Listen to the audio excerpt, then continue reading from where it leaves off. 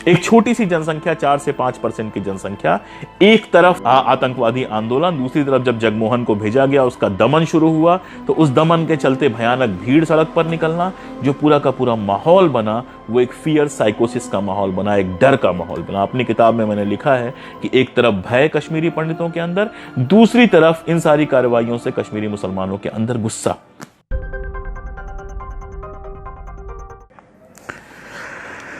नमस्कार साथियों, DYFI के सभी साथियों को मेरा सलाम। आज मुझे आदेश दिया गया है कि मैं आपके साथ अपनी किताब कश्मीर और कश्मीरी पंडित पर बातचीत करूं और साथ ही इस विषय पर थोड़ा आप लोगों के साथ डिस्कशन करूं। तो आज मैं इस चीज़ के लिए हाजिर हूं। आप जानते हैं कि पिछले दिनों मेरी किताब कश्मीर और कश्मीरी पंडित राजकमल प्रकाशन से प्रकाशित हुई थी। अंतर्राष्ट्रीय पुस्तक मेला जो दिल्ली में हर साल लगता है, उसी में इस किताब का विमोचन हुआ था। और मज़ेदार बात यह है कि जब कश्मीर इस किताब का विमोचन हो रहा था तो उस समय घाटी में रहने वाला एक बेहद महत्वपूर्ण जो कश्मीरी पंडित परिवार है, वांचू परिवार, वो संयोग से दिल्ली में आया हुआ था। वो सारे लोग न सिर्फ विमोचन में आए बल्कि किताब का विमोचन उनके हाथ से हुआ और काफ़ी अच्छा डिस्कशन हुआ, जिसकी वीडियो यूट्यूब पे है, आप चाहें तो देख सकते हैं। ये जो विषय है कश्मीर और कश्मीरी पंडित, इसके दो हिस्से हैं, दोनों अलग अलग भी हैं, दोनों का अलग अलग अस्तित्व भी है और दोनों एक दूसरे से जुड़े हुए भी हैं। पहला हिस्सा है कश्मीर और दूसरा हिस्सा है कश्मीरी पंडित। और हम जानते हैं कि नमस्कार राजवीर जी, हम जानते हैं कि कश्मीर और कश्मीरी पंडित भारतीय राजनीति में और भारतीय समाज के भीतर दो ऐसे विषय हैं जिस पर सबसे ज्यादा चर्चाएं होती हैं और दोनों ऐसे विषय हैं जिस पर लोग सबसे कम जानते हैं। कश्मीर के बारे में लोगों की जो सारी जानकारी होती है वो या तो टीवी चैनल्स या अखबारों में जो खबरें आती हैं उनके थ्रू होती है, या फिर कभी वो टूरिस्ट की तरह घूमने जब जाते हैं कश्मीर में, श्रीनगर घूम लेते हैं, गुलमर्ग घूम लेते हैं, पहलगाम घूम लेते हैं, ये सारा कुछ घूमकर वापस लौट आते हैं और उनको लगता है कि उन्होंने कश्मीर को जान लिया। मैं आपको बताऊं कि जब कश्मीर के इतिहास पर मैंने काम करना शुरू किया, इसके पहले जो मेरी किताब आई थी कोई 5 साल पहले, जब मैंने कश्मीर के इतिहास पर, आप सबको नमस्कार, जब मैंने काम करना शुरू किया तो उस समय स्थिति ये थी कि हिंदी में कश्मीर के इतिहास पर कोई किताब थी ही नहीं। और मूलभूत किताब की बात मैं नहीं कर रहा हूं, मौलिक किताब तो छोड़ दीजिए आप, किसी अच्छी अंग्रेजी किताब का कोई हिंदी में अनुवाद भी उपलब्ध नहीं था। तो एक तरफ तो कश्मीर शब्द आते ही पागलों की तरह फेसबुक पर सिर्फ कश्मीर लिख दीजिए तो ढेर सारे कमेंट आ जाएंगे, गाली देने वाले भी आ जाएंगे कमेंट, और क्या क्या आ जाएगा। दूसरी तरफ कश्मीर में हमारी रुचि इतनी कम थी कि कश्मीर पर हिंदी में कोई एक किताब भी, ढंग की किताब नहीं कह रहा हूं, किसी भी तरह की कोई किताब हिंदी में उपलब्ध नहीं थी। यानी हिंदी के प्रकाशकों, हिंदी के लेखकों, हिंदी के बुद्धिजीवियों को यह महसूस ही नहीं हुआ कि कश्मीर जैसे विषय पर, कश्मीर के इतिहास पर हिंदी के पाठकों को जानकारी होनी चाहिए। मेरे ख्याल से मैं जो कह पा रहा हूं, जो कहना चाह रहा हूं, वो शायद आप समझ पा रहे हो। मैं कहना यह चाह रहा हूं कि एक तरफ कश्मीर को लेकर लगातार बड़ी बड़ी बातें होती हैं, दूसरी तरफ कश्मीर के इतिहास और वर्तमान को जानने की कोई गंभीर कोशिश हमारे समाज के भीतर दिखाई नहीं देती। और यही बिल्कुल सच है कश्मीरी पंडितों के लिए। आप दुनिया का कोई भी मुद्दा उठा लीजिए, आप कोई भी मुद्दा उठाकर उस पर लिखिए, कोई भी भक्त आके क्या सवाल आपसे पूछ जाएगा, तब कहां थे जब कश्मीर से कश्मीरी पंडितों को निकाला गया। अब मजेदार बात यह है कि अगर उनसे आप थोड़ा सा पूछना शुरू कीजिए, आप सिर्फ यहां से शुरू कर दीजिए कि कश्मीरी पंडित जो है वो उत्तर प्रदेश के किसी ब्राह्मण से या किसी क्या कहते हैं हरियाणा के ब्राह्मण से या पंजाब के ब्राह्मण से कैसे अलग है, उनके पास कोई जवाब नहीं होगा। आप ये सोचिए, कोई अपने को हरियाणवी ब्राह्मण कहता है या हरियाणवी पंडित कहता है, कोई अपने आप को यूपी का पंडित कहता है, कोई मध्य प्रदेश का पंडित कहता है, कोई बिहारी पंडित कहता है, लेकिन कश्मीरी पंडित अपने आप को कश्मीरी पंडित कहते थे। क्यों कहते थे, या इसके पीछे का इतिहास क्या है, इसके पीछे की वजह क्या है, इसको समझने की कोई कोशिश आपके यहां दिखाई नहीं देती है। यही सारी मेरी चिंताएं थी जिसके चलते मैंने कश्मीरनामा लिखने के बाद बल्कि कश्मीरनामा लिखते लिखते ही मेरी समझ में आ गया था कि कश्मीरी पंडितों को लेकर अलग से लिखे जाने की ज़रूरत है, जिससे हिंदी समाज के भीतर लोग कम से कम ये जान सकें कश्मीरी पंडित कौन है, कश्मीरी पंडित कैसे देश के दूसरे ब्राह्मणों से या हिंदुओं से अलग हैं, और कैसे, जो सवाल आ रहा है मैं नोट कर रहा हूं, उनका जवाब मैं ज़रूर दूंगा, और कैसे कश्मीर का जो इतिहास है वो उसके वर्तमान को बनाता है। मैं कुछ छोटे छोटे बिंदुओं पर अपनी बात रख के और फिर आपका सवाल जवाब ले लूंगा। थोड़ा कश्मीर पे पहले बात कर लेते हैं और साथ साथ में कश्मीरी पंडित पे भी बात करते रहेंगे। कश्मीर के साथ एक मजेदार बात यह है कि शायद इस पूरे इलाके का, वह इस पूरे हिंदुस्तान पाकिस्तान को अगर आप मिला लीजिए तो ये जो एशिया का इलाका बनता है, इसमें वो इकलौता इलाका है जिसके बहुत शुरुआती मिथक के दौर, जो माइथोलॉजी का टाइम है, उस दौर से लेके अभी तक का इतिहास किसी न किसी रूप में लिखा हुआ उपलब्ध है। कश्मीर के बारे में जो सबसे पुरानी किताब की बात होती है, जो जाहिर तौर पर जो मिथकों की ही किताब है, वो नीलमत पुराण है। नीलमत पुराण के अलावा आप सबने नाम सुना होगा राज तरंगिणी। कल्हड़ ने राज तरंगिणी लिखी थी, राजाओं की तरंगे यानी राजाओं की कहानियां। और कल्हड़ की राज तरंगिणी के बाद राज तरंगिणी की परंपरा खत्म नहीं हो गई। कल्हड़ के तुरंत बाद जोना राज आते हैं, वो उसके आगे का इतिहास लिखते हैं राजावली पतक के नाम से। फिर श्रीधर आते हैं जो राज तरंगिणी तृतीय लिखते हैं, और उसके बाद एक और पंडित आते हैं जो उसके आगे का इतिहास लिखते हैं। यानी वो इतिहास लेखन की एक परंपरा चलती रही। ये जो कुछ लिखा गया था ये संस्कृत में लिखा गया था। 13वीं 14वीं सदी में जब वहां पर धीरे धीरे वहां पर फारसी मुख्य भाषा बन जाती है, तो आप देखते हैं फारसी में वहां का इतिहास वहां पर आपको उपलब्ध मिलता है, पूरे पीरियड का। और मॉडर्न पीरियड पे तो आपको सैकड़ों अंग्रेजी की किताबें आपको मिल जाएंगी। मैं बिल्कुल सवाल लूंगा, लेकिन कम से कम अपनी बात कह लूं, उसके बाद मैं सवाल लेना शुरू करूंगा। अगर मैं सवाल लेने लगूंगा, या तो आप लोग जैसा कहिए, अगर एडमिन्स चाहते हैं तो मैं सिर्फ सवाल ले लेता हूं, अपनी बात नहीं कहता हूं, जैसी आपकी इच्छा हो। मुझे कोई समस्या नहीं ना, मुझे सवाल लेने में समस्या है। मुझसे कहा यह गया था कि मैं 15-20 मिनट अपनी बात रखूं और उसके बाद सवाल लूं, तो मैं अपनी बात रख रहा हूं। कृपया थोड़ा शांति से सुन लें और उसके बाद अपने सवाल पूछें, मैं जरूर सवालों का जवाब दूंगा, निश्चिंत रहें आप। तो कश्मीर का पहली बात तो यह कि कश्मीर का जो इतिहास है वो किसी न किसी रूप में हमारे सामने लिखित रूप में उपलब्ध है। दूसरी जो बेहद महत्वपूर्ण बात है, कश्मीर में 3 धर्मों की उपस्थिति हम अलग अलग समयों पे देखते हैं। बौद्ध धर्म की उपस्थिति देखते हैं, शैव हिंदू धर्म की उपस्थिति देखते हैं, और इस्लाम की उपस्थिति देखते हैं। लेकिन आप देखिए कि जब बौद्ध धर्म वहां पर गया, कनिष्क के समय में, जब वहां पर एक बौद्ध महासंगीतिका हुई, मतलब वहां पे बौद्धों की जो जनरल बॉडी थी उसकी वहां पे बैठक हुई, तो जो बुद्धिज्म निकल के आया, जो वहां पर जिस तरह का बुद्धिज्म निकल के आया, वो बाकी दुनिया के बुद्धिज्म से अलग था। अगर आप मेरी किताब पढ़ेंगे तो उस पर बहुत डिटेल मैंने लिखा हुआ है। ऐसे ही जो हिंदू धर्म वहां पर गया, वो शैव धर्म गया, और वहां पर कश्मीर की स्थितियों के हिसाब से एक नए तरह का शैव वो बना जिसको कश्मीरी शैव कहते हैं। और इस्लाम भी जब वहां पर गया, इस्लाम में मूलतः वहां पर सूफी इस्लाम आया था। आप देखेंगे खुरासान और बाकी सारे इलाकों से सूफी इस्लाम वहां पर आया था। लेकिन वो भी सूफी इस्लाम जो आया था, उसने ऊपर के जो संस्तर थे, जो सामंत थे, जो राजा थे, उनको तो प्रभावित किया। लेकिन कश्मीर में जो इस्लाम सबसे ज्यादा प्रचलित हुआ, वो वहीं पैदा हुआ जिसको नंद ऋषि कहते हैं, हम नुंद ऋषि कहते हैं, जिनको हम उनकी खानका अभी भी है, उस पर हम आगे बात करेंगे। तो उनके द्वारा जो वहां पर ऋषि परंपरा जो वहां पर लेके आई गई, उस ऋषि परंपरा का जो सूफी इस्लाम था, वो वहां पर गांव में और सामान्य लोगों के बीच में फैला। और जो उस ऋषि परंपरा की जो सूफिज्म है, जब आप उसको उठाकर देखेंगे और समझेंगे तो आपको आश्चर्य होगा कि वो दुनिया में अपने तरीके का इकलौता सूफिज्म भी है। और सूफिज्म अपने आप में इस्लाम में एक अलग तरह की पहल तो है ही। तो मैं कहना यह चाह रहा था कि कश्मीर इस मामले में खास रहा है कि वहां की स्थानीय स्थितियों के चलते, चाहे वो बौद्ध धर्म हो, चाहे वो शैव हिंदू धर्म हो, और चाहे इस्लाम हो, जब वहां पहुंचते हैं तो वहां एक अलग तरह का रूप ले लेते हैं।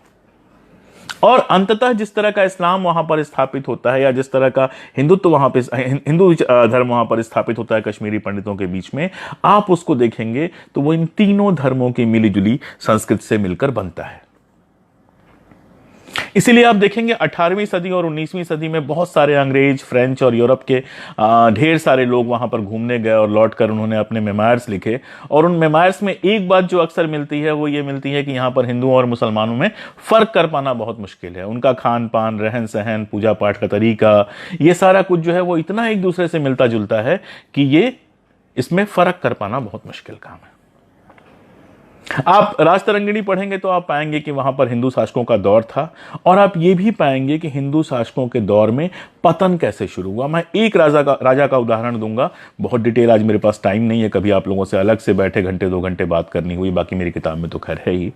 आप लोगों ने हर्ष का नाम सुना होगा। ये हर्ष उज्जैन और मालवा वाले नहीं, कश्मीर के जो हर्ष थे। हर्ष वो पहला राजा था जिसे मंदिरों को तोड़ने वाला माना जाता है। कल्हड़ उसको गालियां देते हैं लगभग। राजेंद्र कुमार जी, कश्मीर 47 के बाद शुरू नहीं हुआ। मैं नहीं समझ पाता हूं कि यह पागलपन क्यों है कि कश्मीर पे बात करते ही सिर्फ 47, 90 और आज की बात करनी है। क्यों यह भयानक मूर्खता है कि कश्मीर के इतिहास पर बात होने ही नहीं देनी है। मैं नहीं जानता हूं कि आप लोगों की समस्या क्या है कि कश्मीर के इतिहास को ना आप जानते हैं ना जानना चाहते हैं। ऐसा लगता है कि 1947 में कोई कश्मीर पैदा हुआ था और उसके बाद ही कश्मीर में सब कुछ शुरू हुआ, उसके पहले वहां पर जंगल था। अभी मेरी बात हो रही है, अभी मैं वहां 14वीं सदी 16वीं सदी में हूं और आपको 47 का सांप्रदायिक विभाजन याद आने लगा। आप लोगों में सुनने का जरा सा भी धैर्य क्यों नहीं है? और अगर सुनने में धैर्य नहीं है तो किसी नेता को बुलाकर उससे लाइव कराइए। मैं इतिहास का आदमी हूं, मैं नेता नहीं हूं कि आप लोगों के सवाल का सिर्फ जवाब देने आया हूं यहां पे। प्लीज मुझसे इस तरह से अगर आप सवाल पूछेंगे तो मैं बिल्कुल जवाब नहीं दूंगा। थोड़ा इंतजार कीजिए। मैं बार बार कह रहा हूं कि 15 से 20 मिनट मुझे बोल लेने दीजिए, उसके बाद आपको जो सवाल करना है वो करिए। अजीब लोग हैं आप लोग, सुनना ही नहीं चाहते हैं, कोई इतिहास जानना ही नहीं चाहते हैं। आप तो भक्तों से भी आगे बढ़ गए हैं भाई। जानना ही नहीं चाहते हैं आप लोग के इतिहास में क्या हुआ था। भक्त भी कुछ नहीं जानना चाहते हैं, उन्हें सबसे वही बात कहलवानी होती है जो उनको सही लगती है। ऐसे ही आप लोगों की स्थिति है, आप लोगों को भी सबसे वही बात कहलवानी है जो आपको सही लगती है। ऐसा लगता है सारा ज्ञान आप लोगों के पास ही है, तो किसी को बोलने के लिए क्यों बुलाते हैं? मुझे कोई पेमेंट नहीं कर रहा है यहां पर। अगर आपके पास मुझे 20 मिनट सुनने का भी धैर्य नहीं है तो प्लीज मैं लाइव बंद कर रहा हूं, आप जाइए और एंजॉय कीजिए, या आप चले जाइए। मुझे जो बोलना है मैं बोल रहा हूं। हद होती है बिल्कुल।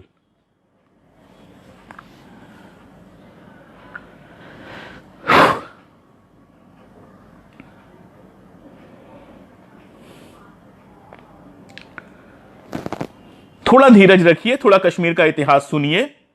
अगर आपने बहुत ज्यादा पढ़ लिया है तो प्लीज लाइव मत देखिए, किसी ने आपका हाथ पांव नहीं जोड़ा है। और अगर नहीं पढ़ा है, थोड़ा सा जानने की कोशिश कीजिए। यहां से मुझे कुछ नहीं मिल रहा है। अगर मेरी बात कुछ समझ में आती है तो ठीक है, नहीं समझ में आती है तो कोई बात नहीं। तो मैं आपको यह बता रहा था, क्या बता रहा था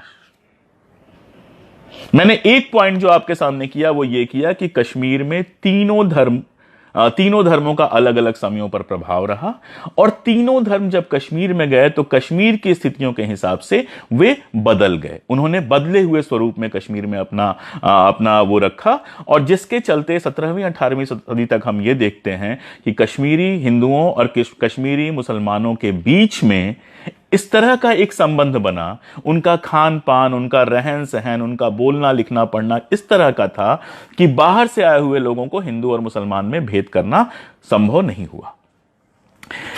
अब कश्मीर में सबसे बड़ा सवाल है जहां पे मैं था कि अगर आप राजतरंगिणी पढ़ेंगे तो आपको वहां के हिंदू राजाओं के बारे में पहली बात पता चलेगा। उसमें बहुत सारे अच्छे और बहुत सारे बुरे और तमाम सारी कहानियां हैं। और आपको यह भी पता चलेगा कि वहां पर हिंदू राजाओं का पतन क्यों शुरू हुआ। आप हर्ष के बारे में पढ़ते हैं। हर्ष माना जाता है कि पहला दुनिया का राजा था जिसने मंदिर गिरवाए। और मंदिर क्यों गिरवाए? मंदिर उसने इसलिए गिरवाए कि उसके अय्याशियां इतनी बढ़ गई थीं, और ये मैं नहीं कह रहा हूं, ये राजतरंगिणी में कल्हड़ कह रहे हैं। उसकी अय्याशियां इतनी बढ़ गई थीं, राज्य के खर्चे इतने बढ़ गए थे कि उसने कहीं जहां से भी पैसा मिले वहां से ही पैसा कलेक्ट करने की कोशिश की। यहां तक कि जो लोग शौच करने जाते थे उस पर भी टैक्स लगा दिया। कल्हड़ बताते हैं कि वो इतना अय्याश था कि उसने अपने घर की महिलाओं को भी नहीं छोड़ा। ऐसे ही जब आप आगे बढ़ना शुरू करते हैं तो देखते हैं कश्मीर के साथ यह सुविधा थी कि कश्मीर चारों तरफ से पहाड़ों से घिरा हुआ था, इसलिए बाहर के आक्रमण नहीं हो पाते थे। तो ये राजा जो निश्चिंत वहां पर थे वो लगातार पतन के गर्त में जाते चले गए। आप दिद्दा की कहानी पढ़ते हैं, जो अपने कई सारे प्रेमियों की ही हत्या नहीं कराती है, अपने सगे बेटे और नातियों की हत्या करा देती है ताकि वो सत्ता में बनी रहे। तो जो इस तरह के जो राजा पैदा हुए, उससे एक तरफ तो शासन का पतन होना शुरू हुआ। दूसरा क्या हुआ? दूसरा, वहां पर जो ब्राह्मण जातियां थीं, उन जातियों ने जो बाकी जातियां थीं उनके साथ जो व्यवहार किया था, जो पूरे देश में हुआ, उसके चलते दोनों के बीच में एक तरह की समस्या दिखनी शुरू हो जाती है। आप अगर ललद्यत को कभी पढ़ें तो ललद्यत के यहां ऐसी चीजें आती हैं जिससे समझ में आता है कि हिंदू धर्म के भीतर कितनी ज्यादा परेशानियां, दिक्कतें शुरू हो गई थी। अब ऐसे समय में यह बहुत लंबे समय तक हो नहीं सकता था कि कश्मीर सुरक्षित रहता, कहीं ना कहीं से आक्रमण तो होता। और यहां आकर कहानी आती है कश्मीर के पहले मुस्लिम शासक की। कश्मीर का जो पहला मुस्लिम शासक था, जो मुस्लिम बना, उसकी कहानी इसलिए मजेदार है कि वो बहुत सारी बातें जो बहुत विस्तार में कहनी पड़ेंगी उनको खोल के रख देती है। कश्मीर में सहदेव करके, एक सेकंड मैं नाम देख लूं, मैं नाम अक्सर भूल जाता हूं, 2 मिनट मुझे दे बस।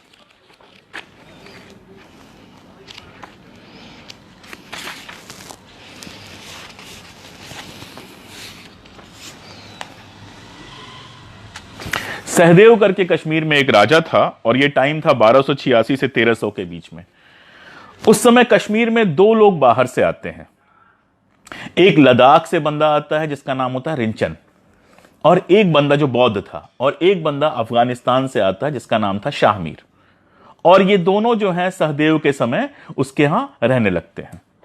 उसी समय जुलचू नाम के एक तुर्क का आक्रमण होता है। जब आक्रमण होता है तो राजा भाग के पहाड़ों पर किश्तवाड़ की तरफ चला जाता है और कश्मीर को पूरी तरह से आरक्षित छोड़ देता है।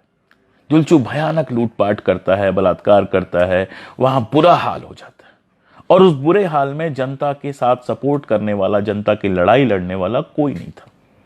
ऐसे में थोड़ी बहुत मदद तो जनता की करते हैं वो ये शामीर और आपका रिंचन मिलके करते हैं।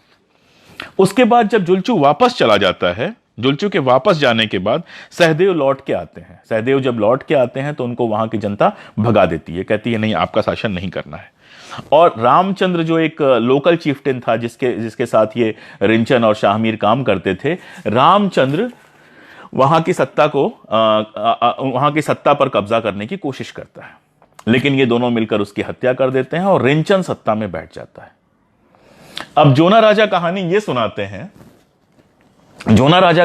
सुनाते हैं कि रिंचन ये सोचता है कि मैं बौद्ध हूं और यहां की जनता हिंदू है, तो राजा और जनता का अगर धर्म एक हो जाए तो बेहतर हो, और इसके लिए वो पंडितों की सभा को बुलाता है और कहता है मुझे हिंदू धर्म में कन्वर्ट कर लो। 21 दिनों तक पंडितों की सभा में मीटिंग चलती है और उसके बाद राजा से यह कहा जाता है कि नहीं, आप कन्वर्ट नहीं हो सकते, आप बौद्ध हैं, बौद्ध बने रहिए। उसके बाद का किस्सा यह है कि शाहमीर उनको एक सूफी संत से मिलाने ले जाता है और उस सूफी संत के प्रभाव में रिंचन जो है वो इस्लाम अपना लेते हैं और सुल्तान सदरुद्दीन के नाम से वो कश्मीर की गद्दी पर बैठते हैं। हालांकि बाद में इतिहासकारों ने इस पे कई सवाल उठाए हैं, उनका मानना है कि ये सब कुछ नहीं हुआ था, लेकिन ये जो किस्सा है ये इसलिए बहुत महत्वपूर्ण है क्योंकि इसको एक कश्मीरी पंडित जोना राजा ने खुद लिखा है। यानी वो जो एक शुद्धतावाद था कि किसी बौद्ध को छत्री नहीं बनाया जा सकता था कन्वर्ट करके, वो कश्मीरी पंडित कल्चर का एक हिस्सा था। और इसने नुकसान ये पहुंचाया जो देवस्वामी वहां के पंडितों के, बताया गया कि पंडितों की सभा के जो प्रमुख थे जिन्होंने मना कर दिया, ये उस मेंटेलिटी को बताता है। इतिहास में ऐसा हुआ या नहीं हुआ इसको लेके विवाद है, जैसा मैंने आपसे बताया, लेकिन ये उस मेंटेलिटी को तो कम से कम बताता है क्योंकि जोनाराज खुद कश्मीरी पंडित हैं और वो ये लिख रहे हैं। ऐसे में आप पाते क्या है कि वहां, जो मैं कहना चाह रहा हूं कि वहां जो इस्लाम आया, जो इस्लाम का पहला शासक हुआ, वो किसी तलवार की जोर पर नहीं हुआ था।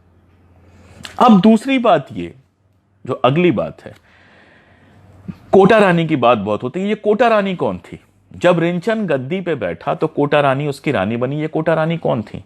ये कोटा रानी उसी रामचंद्र की बेटी थी जिसकी हत्या करके रिंचन गद्दी पे बैठा था।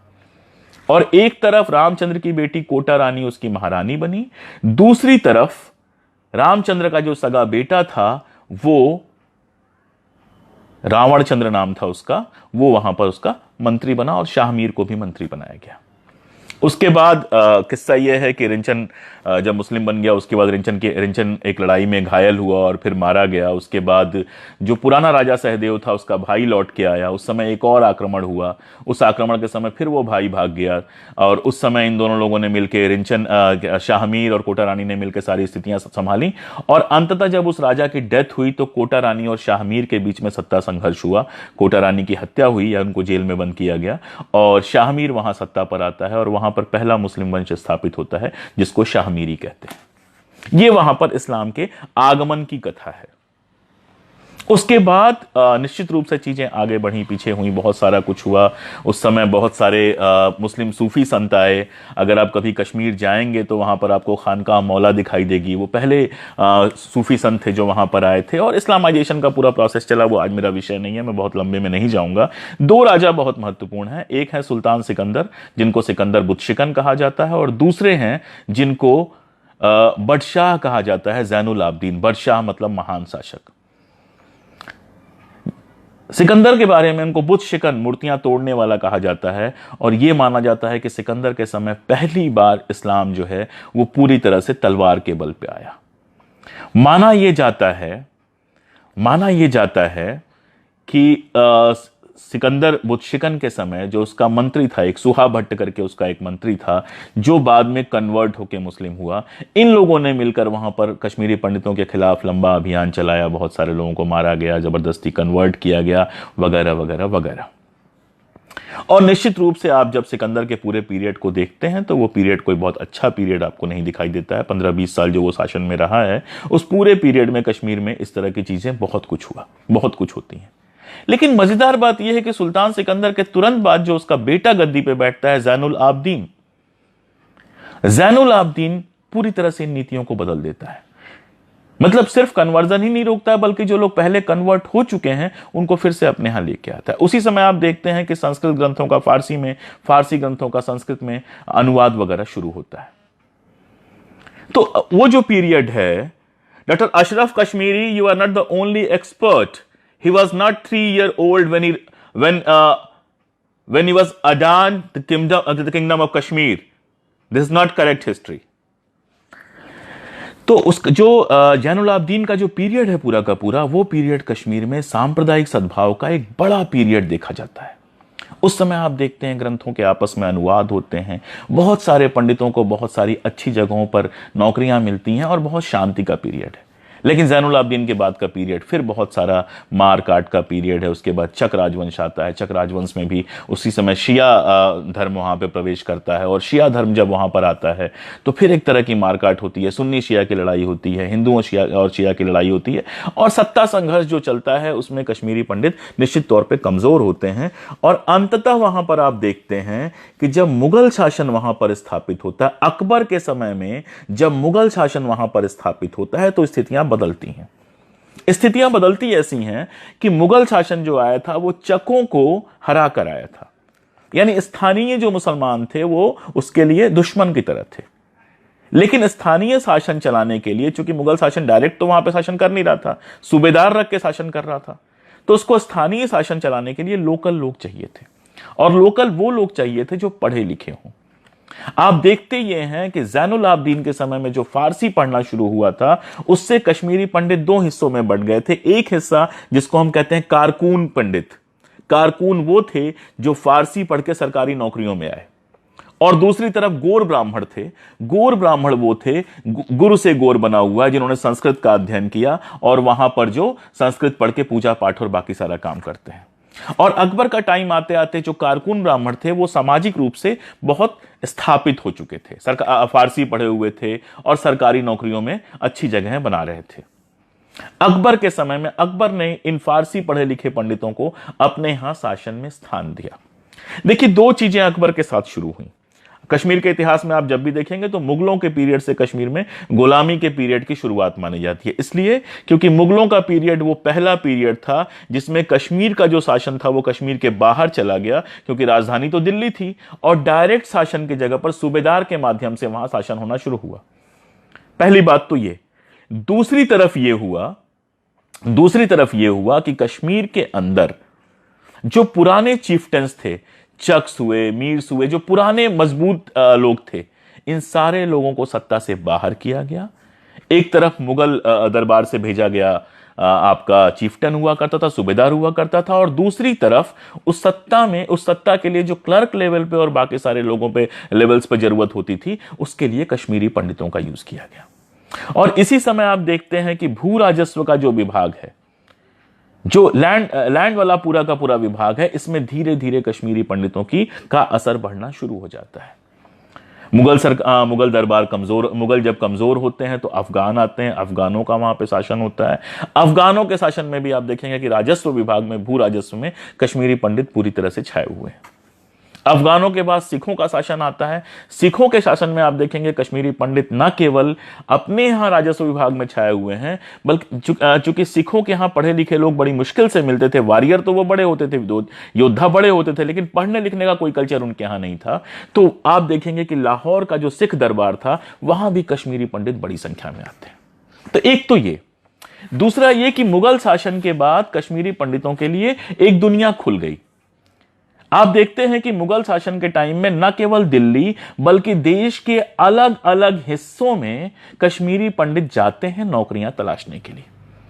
और आप देखते हैं कि ढेर सारे जागीरों में वो आपको मंत्री, मुख्यमंत्री इस तरह के पदों पर दिखते हैं, क्योंकि पढ़े लिखे थे, उनको फारसी आती थी, मुगलिया कल्चर से अच्छी तरह से परिचित थे, इसलिए उनके लिए नौकरियां मिलना आसान था। और वो काफी आसानी से उनको नौकरियां मिली और वो देश भर के रजवाड़ों में नौकरियों में आए।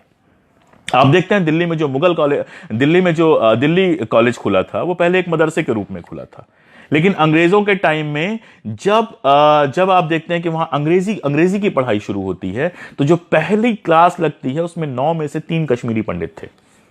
और इसी समय मुगल पीरियड में एक मजेदार घटना हुई, उसको भी जानना चाहिए, कि जो कश्मीरी वहां से आते थे, कश्मीर से यहां पर दरबार में, उनको सबको ख्वाजा कहा जाता था। चाहे वो कश्मीरी पंडित हो, चाहे कश्मीरी मुसलमान हो, सबको ख्वाजा कहा जाता था। अब कश्मीरी पंडितों को यह लगा यार कि ये खाजा मुसलमान को भी कहा जा रहा है, खाजा हिंदू को भी कहा जा रहा है, ये कैसे अच्छी बात है। तो उन्होंने मोहम्मद शाह के दरबार में एक अर्जी लगाई कि हमें कश्मीरी पंडित कहा जाए, और बाकायदा रुक्का जारी हुआ, और रुक्का जारी होने के बाद उनको कश्मीरी पंडित नाम मिला। तो ये मजेदार है कि कश्मीरी पंडित जो नाम मिला वो मुगलों के समय में मिला, और मुगलों के पीरियड में ही ये चीज हुआ कि कश्मीरी पंडित देश के डिफरेंट हिस्सों में जाने लगे। एक और बात हुई जिसको बहुत कायदे से समझना चाहिए। हमेशा कश्मीरी पंडितों पर यह आरोप लगाया जाता है कि उन्होंने बाहरी शासकों का साथ दिया, बाहर के जो शासक थे उनका साथ दिया। कारण क्या था? कारण यह था कि वो एक छोटी सी माइनॉरिटी थे, पढ़ी लिखी माइनॉरिटी थे, और उस माइनॉरिटी के लिए अपनी जिंदगी को चलाने का इकलौता रास्ता था सरकारी नौकरी। आप इसको गौर से देखिएगा। कश्मीरी पंडितों में जो आप बिल्कुल शुरुआती पढ़े लिखे हैं, आप अगर उनकी किताब पढ़ना शुरू करें, आनंद कौल की किताब माना जाता है कि अंग्रेजी में लिखी हुई पहली शब्द है पहली जो किताब है कश्मीरी पंडित, वो आनंद कौल साहब ने लिखी थी, जो कश्मीरी पंडितों पे लिखी हुई पहली किताब थी। आनंद कौल साहब वो किताब ऑनलाइन अवेलेबल, आप पढ़ सकते हैं। आनंद कौल साहब उसमें लिखते हैं कि कश्मीरी पंडितों का जो पेशा था, वो पेशा था सरकारी नौकरी। ऐसे ही प्रेमनाथ बजाज वहां के बड़े हिस्टोरियन हुए हैं, खूब सारी किताबें उन्होंने लिखी हैं। प्रेमनाथ बजाज बताते हैं कि जब कोई कश्मीरी पंडित बच्चा पैदा होता था तो उसकी मां गोद में लेके और बाकी सब उसको आशीर्वाद देते थे कि तुम्हें सरकारी नौकरी मिले। तो कश्मीरी पंडितों के लिए अपनी जिंदगी, और जब मैं कश्मीरी पंडित कह रहा हूं तो उन 2, 4, 10, 20 घरानों की बात नहीं कर रहा हूं जिनके पास कई हजारों कैनाल जमीनें थी। मैं उनकी बात कर रहा हूं जो मध्यवर्गीय पंडित थे, जिनकी जिंदगी नौकरी के भरोसे चलती थी। और नौकरी कौन दे सकता था? नौकरी सिर्फ शासक दे सकता था। इसलिए जो भी शासक सत्ता में रहा उसके साथ ये रहे, ताकि एक तो हमें नौकरी मिल सके, दूसरे अल्पसंख्यक होने के चलते जो एक फियर साइकोसिस होती है, जो भय का भाव होता है, उससे वो बच सके। और ये अपने एक्सट्रीम में पहुंचता है डोगरा पीरियड में। 1846 में वहां पर डोगरा शासन स्थापित होता है, और उसका किस्सा भी सुन लीजिए। मैं समय का नहीं जानता हूं, जब समय ज्यादा होने लगे प्लीज आप बता दीजिएगा। उसका किस्सा भी बड़ा मजेदार है कि सिख शासन में डोगरा जो थे, गुलाब सिंह डोगरा जो थे, वो जम्मू के राजा थे और सिख दरबार का हिस्सा थे। गुलाब सिंह डोगरा के जो भाई थे ध्यानचंद, वो वहां के प्रधानमंत्री हुआ करते थे। लेकिन जब आप देखते हैं कि रणजीत सिंह की मृत्यु हो जाती है, तो अंग्रेज कोशिश करते हैं सिख साम्राज्य को कब्जा करने की। इस कब्जा करने में उनकी मदद जो करते हैं वो करते हैं गुलाब सिंह। इसीलिए जब सोबराओं की लड़ाई होती है, आप देखते हैं कि महारानी जिंदा कौर कहती हैं इनसे कि आप सेना का नेतृत्व कीजिए, लेकिन वो जाते ही नहीं है वहां पर। उस लड़ाई में हार हो जाती है सिख साम्राज्य की, और अंग्रेज 1.5 करोड़ रुपए का उनके ऊपर जुर्माना लगाते हैं। जिंदा कौर कहती हैं हमारे पास 1.5 करोड़ देने के लिए नहीं है, तो 75 लाख रुपए देने के लिए ये तैयार होते हैं गुलाब सिंह, और वो कहते हैं कि 75 लाख के बदले जम्मू और कश्मीर का पूरा राज्य हमें मिलना चाहिए। इसलिए अगर आप इकबाल को पढ़ें या बाकी लोगों को पढ़ें, यहां तक कि गांधी ने भी जो अमृतसर समझौता हुआ था जिसके बाद गुलाब सिंह राजा बने थे, उसको सेल डीड कहा, बैनामा कहा। तो गुलाब सिंह इस तरह से 1846 में जम्मू और कश्मीर के शासक बनते हैं, और सिर्फ शासक नहीं बनते हैं, उस समय एक बहुत महत्वपूर्ण घटना होती है। इतिहास में पहली बार जम्मू, घाटी, लद्दाख, ये और उधर गिलगिट बाल्टिस्तान, पुंछ, ये पूरा का पूरा पहली बार एक राज्य बनता है। इसके पहले ये सारे के सारे स्वतंत्र राज्य थे, ये एक राज्य नहीं थे। होता यह था कि जब भी मजबूत होते थे कश्मीर के शासक, तब वो लद्दाख पे कभी कब्जा कर लेते थे, कभी पुंछ पे कब्जा कर लेते थे। जम्मू का जो शासक था वो अक्सर कश्मीर के शासक का ट्राइब्यूटरी होता था, लेकिन पहली बार ऐसा हुआ कि जम्मू का शासन घाटी के ऊपर स्थापित हुआ। और यह शासन जब स्थापित हुआ 75 लाख रुपए देकर, तो उसके बाद गुलाब सिंह का सारा जोर जो था वो टैक्सेशन पे था। आप अगर मेरी किताब पढ़ेंगे, मैंने बहुत विस्तार से दिया है कि किस लेवल का टैक्सेशन किया गया। और इस राज में कश्मीरी पंडितों को यह लगा कि राजा भी हिंदू है, हम भी हिंदू हैं, तो हमारे बीच में एक अच्छा संबंध बन सकता है। और गुलाब सिंह डोगरा को भी यह लगा कि जम्मू घाटी में राज्य करने के लिए घाटी की गली गली से जो परिचित हैं वो कश्मीरी पंडित हमारे लिए बेहतर होंगे।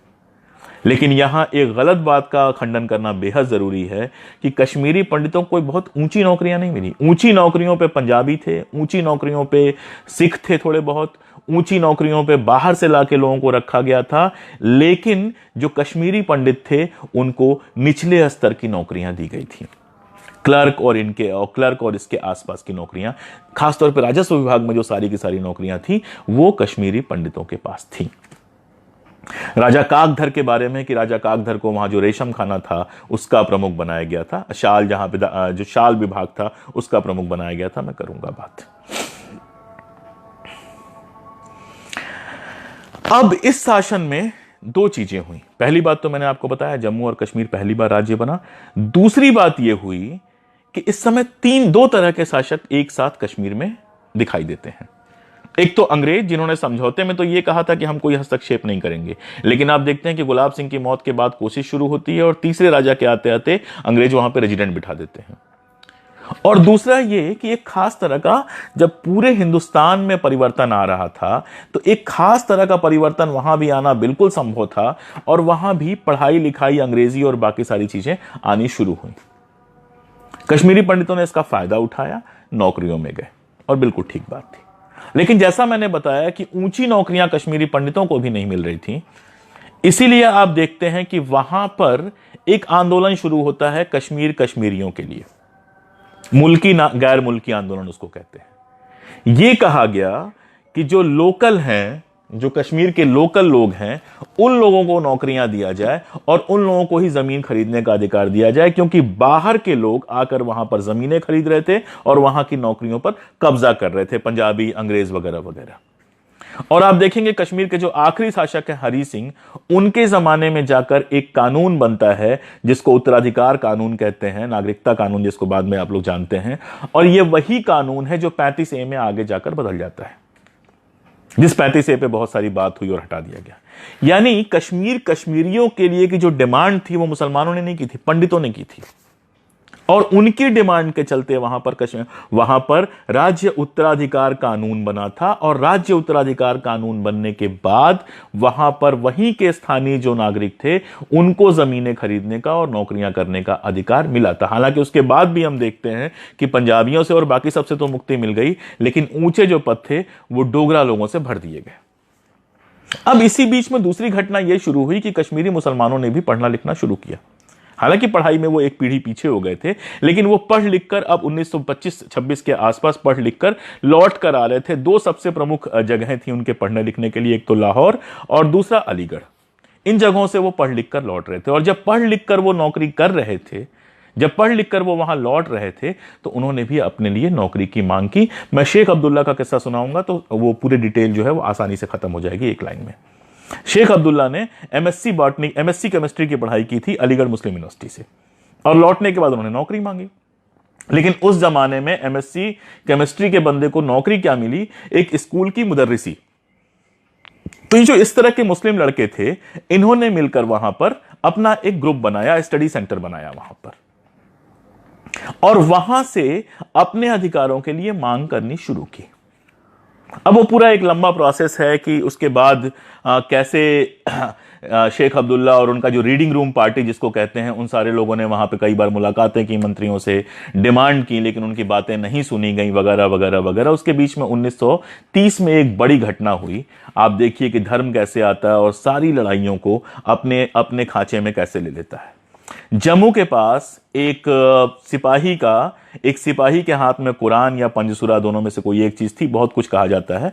तो कुरान या कुछ जगहों पर जिक्र आता है कि पंजसूरा फेंका गया, कुछ जगहों पर जिक्र आता है कुरान फेंका गया। लेकिन किस्सा यह है कि एक सिपाही था, उसके हाथ से एक दरोगा ने कुरान लेकर फेंक दी या पंजसूरा लेकर फेंक दी, और उसके बाद वो अफवाह जो थी वहां से फैलते हुए श्रीनगर में आई, और पूरा जम्मू और कश्मीर में एक आंदोलन शुरू हो गया। वो आंदोलन शुरू हुआ, उसका दमन हुआ, उसमें बहुत सारे किस्से हैं, मैं डिटेल में नहीं जाऊंगा।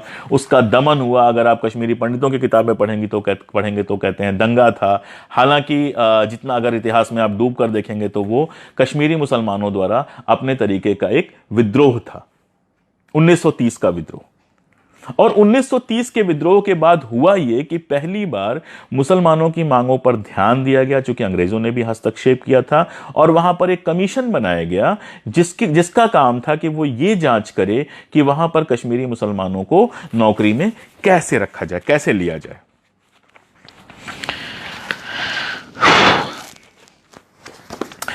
और आप देखते हैं कि उसके अंदर भी विवाद होता है, और अंततः कुल मिला जुलाकर एक पॉलिसी बनती है जिससे कश्मीरी मुसलमानों को नौकरियों में थोड़ी बहुत जगह मिले। ये जो ग्लैंसी कमीशन बनाया गया था ग्लैंसी साहब की अध्यक्षता में, इसमें 2 पंडित और 2 मुस्लिम रखे गए थे। एक पंडित जम्मू से, एक हिंदू जम्मू से, डोगरा साहब थे, और एक पंडित जो है वो घाटी से रखा गया था। एक मुस्लिम को घाटी से रखा गया था और एक मुस्लिम को जम्मू से रखा गया था। इसमें जो घाटी से रखा गया था वो प्रेमनाथ बजाज साहब थे। लेकिन प्रेमनाथ बजाज साहब ने कुछ मुद्दों पर ऐसी बात की कि कश्मीरी पंडित उनसे नाराज हो गए और उनको डिसोन कर दिया। खैर, कुल मिला जुला के ग्लैंसी कमीशन ने एक रिपोर्ट दी। उस रिपोर्ट में बताया कि जो छोटे पद हैं उन पर बहुत ऊंचा, बहुत हाई उस पर उसके लिए क्या कहते हैं योग्यता रखने की जरूरत नहीं है, वगैरह वगैरह। सब मिला जुला के ये कि कश्मीरी मुसलमानों को नौकरियों में प्रतिनिधित्व दिया जाए। कश्मीरी पंडितों ने तुरंत उसका विरोध करना शुरू किया और वहां पर रोटी आंदोलन शुरू होता है। कश्यप बंधु एक बड़े नेता थे, कश्यप बंधु के नेतृत्व में वहां पर रोटी आंदोलन होना शुरू होता है। और जब रोटी आंदोलन वहां पर शुरू होना था, स्कूली बच्चे और कॉलेज के बहुत सारे लोग वो सब ऑफिसेज में जाके, बाकी जगहों पे जाके बंद कराते थे, और उनका कहना यह था कि हमारी रोटी छीनी जा रही है, ग्लैंसी कमीशन की जो सिफारिशें आई हैं तो इसकी हम मुखालिफत कर रहे हैं। हालांकि वो आंदोलन लंबा चला नहीं, लेकिन जो मुख्य बात मैं बताना चाह रहा था कि सारी समस्या जो थी वो नौकरियों के बंटवारे की समस्या थी। जब आप गौर से देखेंगे तो यह वैसी ही समस्या थी जो बाकी देश में सवर्ण और दलितों के बीच में आपको दिखाई देती है। यानी कश्मीरी पंडितों ने यह तर्क दिया कि चूंकि हम ज्यादा पढ़े लिखे हैं, चूंकि हमारे पास योग्यता ज्यादा है, इसलिए नौकरियां हमें मिलनी चाहिए। कश्मीरी मुसलमानों ने कहा चूंकि हम सामाजिक और शैक्षणिक रूप से पिछड़े हैं, चूंकि हमारी जनसंख्या इतनी है, इसलिए हमको नौकरियों में भागीदारी मिलनी चाहिए। और इन सब लड़ाइयों के बीच वहां पर आप देखते हैं कि शेख अब्दुल्ला पहले मुस्लिम कॉन्फ्रेंस से जुड़ते हैं, और मुस्लिम कॉन्फ्रेंस से जुड़ने के बाद नेहरू के संपर्क में आते हैं। नेहरू के संपर्क में आने के बाद वो नेशनल कॉन्फ्रेंस में कन्वर्ट होती है। नेशनल कॉन्फ्रेंस में आप देखते हैं कि हिंदू, मुस्लिम, सिख तीनों बिरादरी को वहां पर जगह मिलती है नेशनल कॉन्फ्रेंस के अंदर। और वहां पर सब मिला जुला के मैं आपको जो बताना चाह रहा हूं ये कि नया कश्मीर संविधान वहां पर बनता है। मैं चाहूंगा कि आप नया कश्मीर संविधान इंटरनेट से ढूंढ के जरूर पढ़ें। नया कश्मीर संविधान अपने समय में देश का सबसे प्रगतिशील संविधान था, जिसको शेख अब्दुल्ला ने अपने पार्टी प्रोग्राम की तरह से किया था। उसमें महिलाओं को समानता का अधिकार था, उसमें सभी को नौकरियां देने की बात थी, उसमें सबसे बड़ी बात थी लैंड रिफॉर्म की, भूमि सुधार की, यानी जो हमारा नारा है कि जमीन जोतने वाले को। यह आंदोलन चलता रहा, जैसे हिंदुस्तान में जब भारत छोड़ो आंदोलन चला उसके कुछ दिन बाद वहां पर कश्मीर छोड़ो आंदोलन चला, यह सारा कुछ है। खैर फाइनली आप जानते हैं कि 47 आया। 47 से बहुत सारे लोगों का सवाल था, मैं बहुत तेजी से आते हुए 47 तक पहुंच गया हूं। 47 पे अशरफ जी मुझे पता है, बीपीएल बेदी के बारे में भी मुझे पता है, फ्रीडा बेदी के बारे में भी मुझे पता है, नया कश्मीर मूवमेंट की पूरा का पूरा डॉक्यूमेंट है। आप जितना बीच में बता रहा हूं उससे मेरा कोई फायदा नहीं है। अगर मैं इतनी डिटेल्स बताना शुरू करूंगा तो 4-5 घंटे मुझे लग जाएंगे। प्लीज आप मेरी किताब पढ़ लीजिए, आपको मालूम हो जाएगा कि नया कश्मीर मूवमेंट पे मैंने बहुत डिटेल से दिया है। न केवल बीपीएल बेदी बल्कि फ्रीडा बेदी के बारे में भी बताया है, फैज अहमद फैज के बारे में भी बताया और उन सब लोगों के बारे में बताया है जो नया कश्मीर डॉक्यूमेंट बनाने वालों में से थे। तो आप प्लीज यहां पर, खैर तो 47 जब आया तो बड़ी मजेदार स्थिति थी। जितने भी रजवाड़े थे उन रजवाड़ों के सामने, पहले मैं यह बता दूं कि पूरे हिंदुस्तान में 2 तरह की स्थितियां थी। कुछ जगहें सीधे अंग्रेजों के कब्जे में थी और कुछ जगहों पर रजवाड़ों का शासन था जहां अंग्रेजों ने रेजिडेंट नियुक्त किए हुए थे। अब इन रजवाड़ों के पास 2 ऑप्शन थे, या तो वो हिंदुस्तान चुन लें या पाकिस्तान चुन लें और या फिर आजाद रहें। अब आप देखते ये हैं कि ये कहने को तो 3 ऑप्शन थे, लेकिन आजादी वाला ऑप्शन प्रैक्टिकल नहीं था। माउंटबेटन ने भी, एटली ने भी डायरेक्टली लगभग भाषण देते हुए यह बात कही थी कि आप हिंदुस्तान या पाकिस्तान में से किसी एक को चुन लें, अपनी आबादी के धर्म और अपनी भौगोलिक स्थिति को देखते हुए। अब कश्मीर की क्या हालत थी? कश्मीर के अंदर वो सारी विडंबनाएं थी जो हो सकती थी। जो उसकी आबादी थी उसका बहुसंख्यक मुसलमान थे, जो उसका राजा था वो हिंदू था, उसकी सीमाएं हिंदुस्तान से भी लगती थी, पाकिस्तान से भी लगती थी। और अमृतसर समझौते में यह कहा गया था कि अंग्रेजों का उन पर कोई अधिकार नहीं होगा, अंग्रेजों के साथ सीधे उनका समझौता है। तो राजा का यह मानना था कि अंग्रेजों के जाने के बाद हम अपने आप आजाद हो गए। इसके अलावा आप देखेंगे कि हरि सिंह लगातार ये कल्पना कर रहे थे, कुछ डोगरिस्तान टाइप का बनाने की कोशिश कर रहे थे। रामचंद्र काग जो उस समय उनके प्रधानमंत्री थे, उनकी किताब में उन्होंने जो नोट्स लिखे थे वो एक किताब के रूप में उपलब्ध है, आप उसमें देखेंगे, बताते हैं कि डोगरिस्तान बनाने की कल्पना कर रहे थे, जिसमें हिमाचल का कुछ हिस्सा होना था, जम्मू होना था, कश्मीर होना था, गिलगिट होना था, बाल्टिस्तान होना था, वगैरह वगैरह। यानी हरि सिंह ना हिंदुस्तान से मिलने को तैयार थे ना पाकिस्तान से मिलने को तैयार थे। माउंटबेटन उनसे मिलने गए, उन्होंने पेट में दर्द का बहाना बनाया और फाइनली वो नहीं मिले। उन्होंने एक स्टैंड स्टिल समझौता पाकिस्तान के साथ किया और एक हिंदुस्तान के साथ करने की कोशिश की। उस स्टैंड स्टिल समझौते में यह था कि चीजें जैसी बनी हैं वैसे बनी रहेंगी। शेख अब्दुल्ला को उठाकर जेल में बंद कर दिया गया था, सारे लीडरान जो थे वो जेल के अंदर बंद थे। और जब 15 अगस्त 1947 को 2 देश बने तो जम्मू कश्मीर उस समय अपने आप को आजाद देश समझ रहा था। अब जब कबीलाई आक्रमण हुआ, अक्टूबर में जब आप देखते हैं कबीलाई आक्रमण हुआ, तब स्थितियां राजा के हाथ से बाहर हो गई। अब या तो उनको वहां पर उनकी सेना संभाल नहीं पा रही थी, तो या तो उनको समर्पण कर देना था और पूरा इलाका पाकिस्तान के हाथ में चला जाता, और या फिर उनके पास ऑप्शन यह था कि वो हिंदुस्तान से मदद मांगे। उन्होंने हिंदुस्तान से मदद मांगी, शेख अब्दुल्ला को रिहा किया, हिंदुस्तान ने अपनी सेना भेजी। आप सब जानते हैं 47 में लड़ाई हुई और लड़ाई होने के बाद 3 हिस्से जो थे उनके पास चले गए, गिलगिट बाल्टिस्तान और पुंछ के आसपास वाला इलाका है, और जम्मू और कश्मीर और लद्दाख का जो हिस्सा था वो हिंदुस्तान के पास रह गया।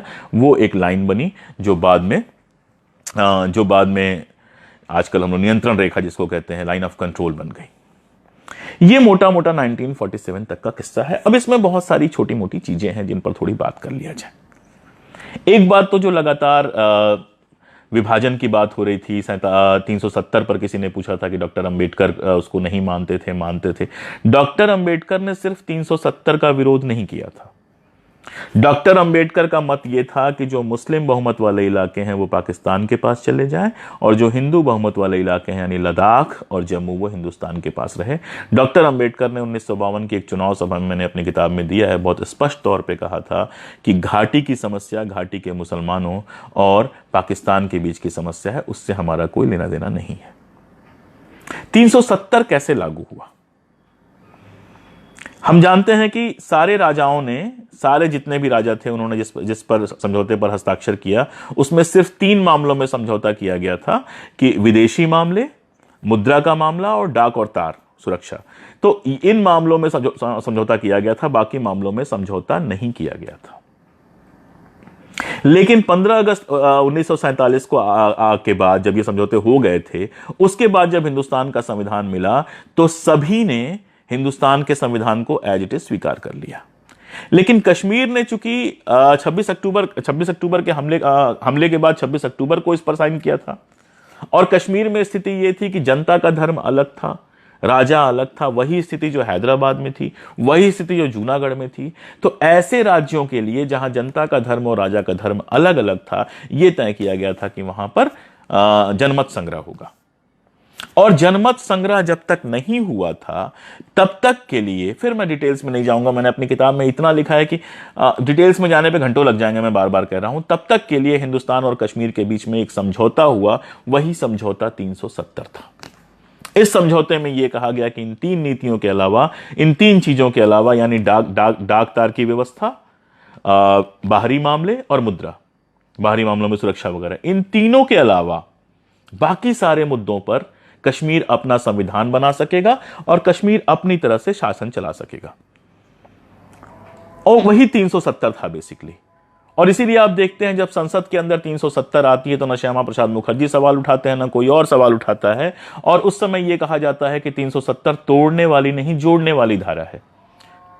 370 आर्टिकल 370 की जो पहली धारा है वो ये कहती है कि जम्मू और कश्मीर भारत का अभिन्न अंग है। तो आखिर वो कैसे हिंदुस्तान से तोड़ने वाली धारा हो सकती है? बाकी बातें अलग से।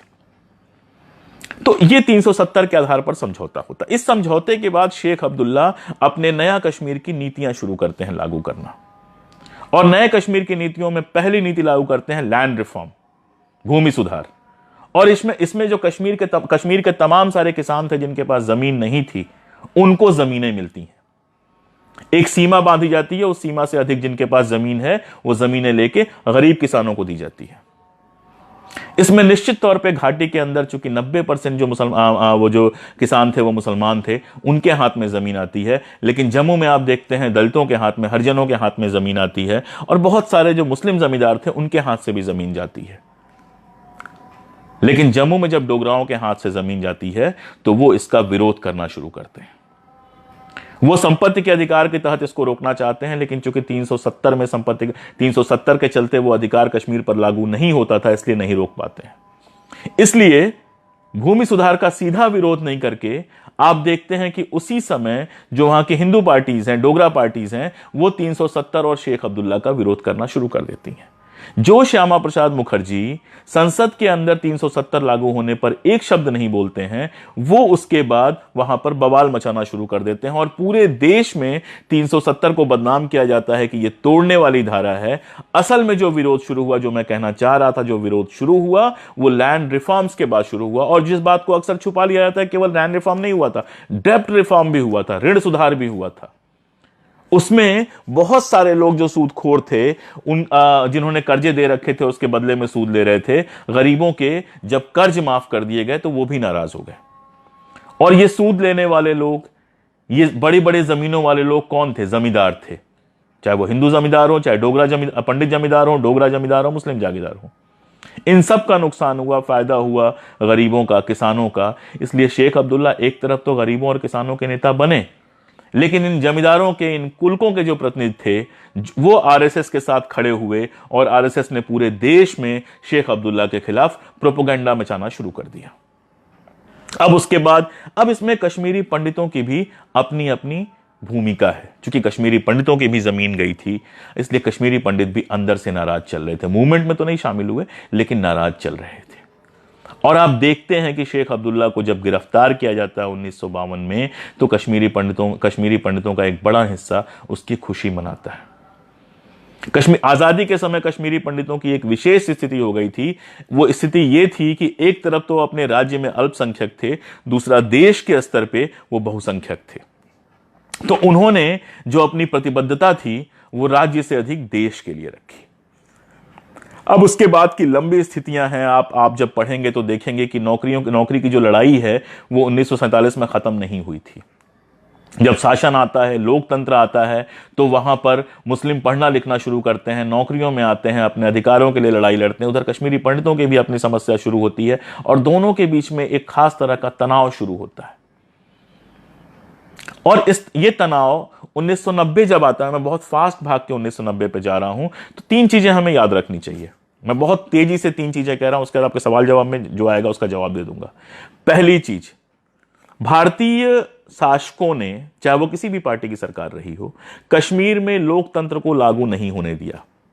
चुनाव में धांधलियां हुई, अपने मनपसंद मुख्यमंत्रियों को बिठाया गया और उतारा गया। जब जिसको चाहा गया सत्ता से हटाया गया, जब जिसको चाहा गया सत्ता में बिठा दिया गया। इसका नुकसान यह हुआ कि कश्मीरी जनता का लोकतंत्र पर भरोसा कम हुआ। कश्मीरी जनता को यह लगा कि हम लोकतंत्र के सहारे अपना प्रतिनिधि नहीं चुन सकते। दूसरी बात,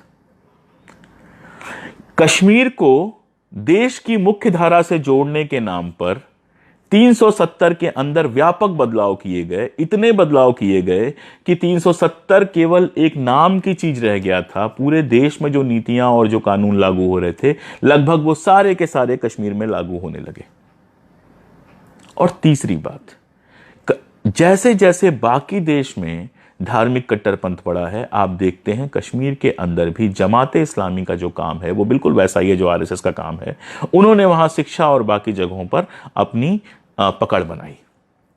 ऐसे में 1986 में जब चुनाव हुआ, जिसमें भयानक धांधली हुई, उसके बाद लोगों के मन में यह बात आ गई कि हिंदुस्तान सरकार कभी ईमानदारी से हमारे यहां चुनाव नहीं होने देगी। और इसको जमात इस्लामी, पाकिस्तान और बाकी लोगों ने जम के फीट किया। और 1990 का समय आते आते हम देखते हैं कि आतंकवाद का दौर वहां पर शुरू होता है। अब इस आतंकवाद के दौर में कश्मीरी पंडित की स्थिति बहुत अजीब थी। वह आतंकवादियों के साथ खड़ा नहीं हो सकता था। अगर वहां पर जो नारे लग रहे थे, तेरा मेरा रिश्ता क्या, ला इलाहा इल्लल्लाह, तो उसमें कश्मीरी पंडितों की कोई जगह नहीं हो सकती थी। और कश्मीरी जो आतंकवादी थे, उनके लिए सारे के सारे जो भारतीय थे, जिनका भारत के साथ कोई संबंध था, वो दुश्मन थे।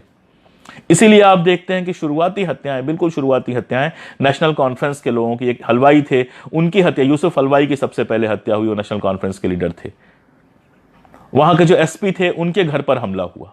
यानी जो भी हिंदुस्तान के समर्थन में, आप लोगों में से कुछ लोगों ने पढ़ी होगी, जो हमारे चीफ थे दुलत साहब, उनकी जो किताब आई थी कश्मीर द वाजपेयी डेज, आप उसमें देखेंगे वो बताते हैं कि जो भी सेंट्रल गवर्नमेंट एजेंसीज के लोग थे, उनकी हत्या हो रही थी। और सबसे पहले आपका जासूसी तंत्र उनको कमजोर करना था। इसलिए जो भी आपके यहां जासूसी वाले में, पूरा आईबी में काम करते थे, उन लोगों को मारा जाना शुरू हुआ। और आईबी में संयोग से कश्मीरी पंडित थे। कुछ नेताओं की हत्या हुई। तो शुरुआत में जो कश्मीरी पंडितों की हत्या हुई, चाहे वो लासा कौल हो, आकाशवाणी के बारे में मैंने डिटेल में रिसर्च करके दिया है कि कितने सारे मुस्लिम और हिंदू दोनों मारे गए। इन लोगों की हत्या इसलिए हुई क्योंकि ये भारतीय मीडिया या फिर भारतीय सूचना तंत्र या फिर भारतीय आईबी के प्रतिनिधि थे। लेकिन यह आंदोलन जैसे जैसे बढ़ा, इसमें गुंडा तत्वों की भी भरपूर भर्ती हुई और कई सारे पंडितों की हत्या गुंडागर्दी की वजह से हुई, पर्सनल दुश्मनी की वजह से हुई, या उनके पंडित होने की वजह से हुई। एक छोटी सी जनसंख्या, 4 से 5% की जनसंख्या, एक तरफ आतंकवादी आंदोलन, दूसरी तरफ जब जगमोहन को भेजा गया, उसका दमन शुरू हुआ, तो उस दमन के चलते भयानक भीड़ सड़क पर निकलना, जो पूरा का पूरा माहौल बना, वो एक फियर साइकोसिस का माहौल बना, एक डर का माहौल बना। अपनी किताब में मैंने लिखा है कि एक तरफ भय कश्मीरी पंडितों के अंदर, दूसरी तरफ इन सारी कार्रवाइयों से कश्मीरी मुसलमानों के अंदर गुस्सा। इस भय और क्रोध का जो आपस में इंटरेक्शन हुआ, उस बीच में हमारे पास न तो केंद्र में न तो राज्य में ऐसी सरकारें थीं जो इंटरवीन करके उनकी सुरक्षा का इंतजाम करती, या ये कहते कि आप यहां पर रहिए, हम आपको सुरक्षा देंगे, या कम से कम उनके कैंप्स ऐसी जगह बनाती जहां कुछ दिनों के लिए या कुछ महीनों के लिए उनको ट्रांसफर किया जाता, जो घाटी के अंदर था। सरकार ने हथियार डाल दिए, और सरकार के हथियार डालने, आतंकवाद के लगातार बढ़ने और प्रशासन की निष्क्रियता के चलते इस सदी की सबसे भयानक घटना कश्मीर में घटी, जिसमें लाखों कश्मीरी पंडितों को अपना घर छोड़ना पड़ा। लेकिन एक बात बता दूं कि यह घर एक दिन में नहीं छोड़ा गया था, यह अगले 7-8 सालों में छोड़ा गया था। और इसमें बहुत सारे पंडितों ने इसलिए भी घर छोड़ा था क्योंकि कश्मीर रहने लायक नहीं रह गया था। दूसरा ये कि उसी पीरियड में 50,000 से अधिक कश्मीरी मुसलमानों ने भी घर छोड़ दिया था, और बाकी जो वहां हत्याएं नरक हुआ है वो सब आप जानते हैं। अभी भी लगभग 800 परिवार, कश्मीरी पंडित परिवार वहां पर रहते हैं, और मेरी जो किताब थी उसमें मैंने उनमें से बहुत सारे परिवारों से, दक्षिण से लेकर उत्तर और श्रीनगर और तमाम सारे परिवारों से मैंने इंटरव्यूज किए, बात की, और आज जो स्थितियां हैं वो निश्चित रूप से और भयानक स्थितियां हैं। कश्मीरी पंडितों की वापसी एक नारे की तरह जरूर उपयोग की जाती है, लेकिन कश्मीरी पंडितों की वापसी के लिए कुछ गंभीरता से होता दिखाई नहीं देता है। मैं अपनी बात यहीं पे खत्म करूंगा, आखिरी बात कह के, उसके बाद आप लोग सवाल पूछ सकते हैं कि कश्मीरी पंडितों की वापसी के लिए केवल 2 शर्तें हैं। पहली शर्त कि वहां पर शांति हो ताकि इनके भीतर का डर खत्म हो। दूसरी शर्त, वहां पर नौकरी और रोजगार की स्थितियां पैदा हों ताकि वो वहां पर जाकर अपना अच्छी तरीके से बच सके। दुर्भाग्य से अभी तक जो कुछ हो रहा है उसमें न तो शांति स्थापित होती नजर आ रही है, न तो वहां पर रोजगार के अवसर बढ़ाए जाने की कोई बड़ी कोशिश दिखाई दे रही है। पिछले 30 सालों से सेना के भरोसे, बंदूक के भरोसे हम कश्मीर समस्या को हल करने की कोशिश कर रहे हैं। दुर्भाग्य से अभी तक वो कहीं नहीं पहुंच चुका है, और अब वो एक ऐसी अंधी खाई में पहुंच चुका है जहां से कोई रास्ता दिखाई नहीं देता है। पहला डिलन साहब पूछ रहे हैं मेरी किताब का नाम। मेरी किताब का नाम है कश्मीर और कश्मीरी पंडित। ये दूसरी किताब है। पहली किताब कश्मीरनामा थी। अब पहली किताब राजपाल से आई है, दूसरी किताब राजकमल प्रकाशन से आई है, और दोनों किताबें मेरी अमेजन पे उपलब्ध हैं। लॉकडाउन खत्म होने के बाद आपको मिल जाएगा। अब आप जो चाहें सवाल पूछ सकते हैं। मैं 10-15 मिनट जितना भी है आपको सवालों का जवाब दे सकता हूँ। जो भी मित्र कोई सवाल पूछना चाहे, खुला स्वागत है। अगर पहले कोई सवाल पूछा गया है तो मैं उसको ले लेता हूँ। अशरफ कश्मीरी साहब ने कहा कि you skip the Patiala regiment. I skipped a lot of things friend. इतना लंबा 1,500-2 हज़ार साल का इतिहास 15-20 मिनट में अगर आपको बताना है, उस पर बात करनी है, तो बहुत सारी चीज़ें स्किप करनी पड़ती हैं। तो बहुत सारी चीज़ें जो मुझे ज़रूरी नहीं लगी या कम ज़रूरी लगी या लगा जिसके बिना काम चल जाएगा, या जो भूल भी गई बातें करते हुए, वो मैं स्किप कर गया हूँ। मेरी किताब अगर आप देखेंगे तो उसमें ये सारी चीज़ें हैं। एडवोकेट RS चांदी ने सवाल पूछा है कि कश्मीर में सिर्फ पंडितों का पलायन सुनने को मिलता है, दूसरी हिंदू जातियों ने कश्मीर से पलायन क्यों नहीं किया, न ही सिखों ने पलायन किया, इसका क्या कारण? सर, क्या कश्मीर की मुस्लिम आबादी में बहुमत मुस्लिम पंडित है? मुस्लिमों के बीच में ऐसा कोई मुस्लिम पंडित और मुस्लिम नॉन पंडित का कोई बंटवारा नहीं है। उनके यहाँ अलग अलग श्रेणियां हैं, शिया हैं, सुन्नी हैं, लेकिन मुस्लिम पंडित और नॉन मुस्लिम पंडित का बंटवारा नहीं है। और दूसरी बात यह कि कश्मीर के अंदर दूसरी जातियां हिंदुओं की नहीं थी। कश्मीर के अंदर जितने पंडित थे, ऐसा लगता है कि 16वीं 17वीं शताब्दी तक वहां पर जो लोग बच गए थे, सबने अपने आप को कश्मीरी पंडित समुदाय के अंदर समायोजित किया। इसलिए दूसरी हिंदू जातियां आपको नहीं दिखती हैं। कुछ पंजाबी खत्री और दूसरे लोग वहां पर आपको दिखते हैं, उनमें से कुछ ने पलायन किया, कुछ वहीं पर हैं। सिखों का जहां तक सवाल है, उस मात्रा में तो नहीं, लेकिन सिखों ने भी पलायन किया था। दरअसल पंजाब में जो खालिस्तानी मूवमेंट चल रहा था, उसके और कश्मीर के मूवमेंट के बीच में कुछ समझौते हुए थे। मतलब इसको बहुत किसी उदाहरण के साथ कह पाना मुश्किल है, लेकिन जितनी लोगों से वहां बात हुई है, और उसके चलते सिखों के ऊपर बहुत हमले हुए नहीं। शुरुआती हमलों के बाद ही कार्रवाइयां की, ये सारी बातें हो गई, और इसलिए सिखों ने वहां से पलायन नहीं किया। लगभग मुझे लगता है कि 25,000 के आसपास सिख परिवार अभी भी वहां पर हैं। और कोई सवाल? वामपंथ की क्या भूमिका रही है? भरत कासलीवाल साहब ने कहा, देखिए, वामपंथ की कोई बहुत अच्छी भूमिका वहां पर नहीं रही है। एक तो ये हुआ कि जब वहां आतंकवादी आंदोलन शुरू हुआ तो उस समय जो भी वामपंथी ताकतें थीं, कश्मीरी पंडित और कश्मीरी मुसलमान, उनको मारा गया, सताया गया, और बहुत सारे लोग घाटी से बाहर चले गए और बहुत सारे लोगों को चुप कर दिया गया। दूसरी बात, 47 के आसपास आप देखते हैं कि वामपंथ का जो वहां पर भूमिका वामपंथ की रही है, वो रशिया के इर्द गिर्द रही है। रशिया ने जब सपोर्ट किया तो सपोर्ट में आ गए इंडियन गवर्नमेंट के। उसके पहले तो वामपंथ की कोई बहुत स्पष्ट भूमिका नहीं रही है। मैं अलग से कोई पोस्ट लिख दूंगा तो वो बेहतर होगा। अमेरिकी साम्राज्यवाद के मंसूबों को थोड़ा स्पष्ट करें। अमेरिकी साम्राज्यवाद के मंसूबों को कश्मीर के संदर्भ में क्या स्पष्ट किया जाए? इस सवाल को थोड़ा और खोलकर आप पूछें तो मैं बता सकूं कुछ आपको।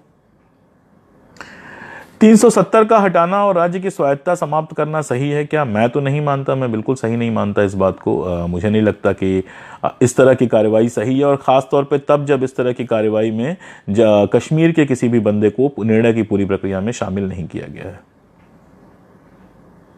कोई और सवाल? तो मुझे लगता है काफ़ी समय मैं ले चुका हूं, अब ख़त्म करते हैं। आप लोगों का बहुत बहुत शुक्रिया कि मुझे बोलने का मौका दिया और मुझे सुना। कोई और अगर सवाल हो तो आप पूछ लीजिए, वरना मैं अपनी बात ख़त्म करता हूं।